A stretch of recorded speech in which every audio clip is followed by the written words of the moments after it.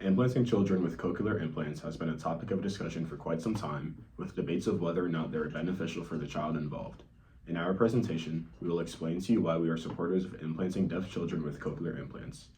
Implanting children with CIs has benefits such as easier communication with family members and friends, the simplicity of being able to enjoy television and music, as well as safety precautions with being able to hear the sounds around them.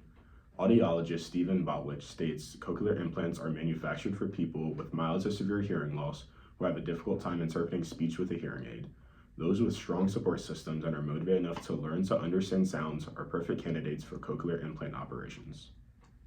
Moving on to the function of the cochlear implant. The cochlear implant receives sound from the outside environment, processes it, and sends small electric currents near the auditory nerve.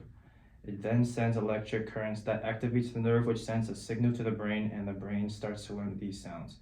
In a way, it kind of simulates natural hearing, but it's like kind of fake hearing to hearing people.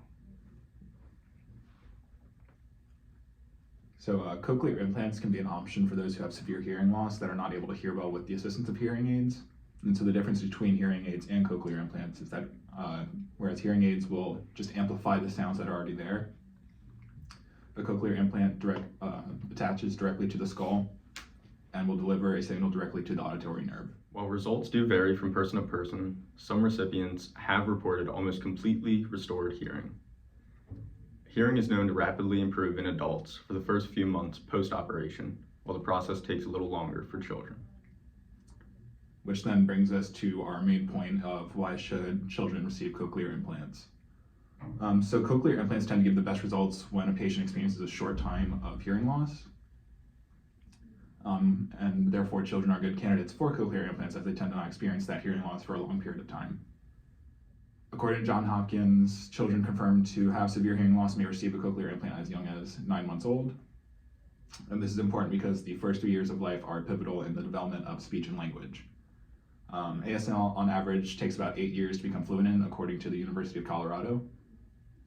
And therefore, cochlear implants may be a good idea for hearing parents with a deaf child in order to effectively communicate with their child at a pivotal time in development. Then moving on to the long-term successes for a cochlear implant. People who have a cochlear implant should see these signs as a success. Those include how quickly they learn with a cochlear implant, the intelligence and communicativeness of the patient, how good and dedicated they are in their learning structure, and their health and structure of the cochlea should be healthy, and their number of nerve cells should also be healthy as well.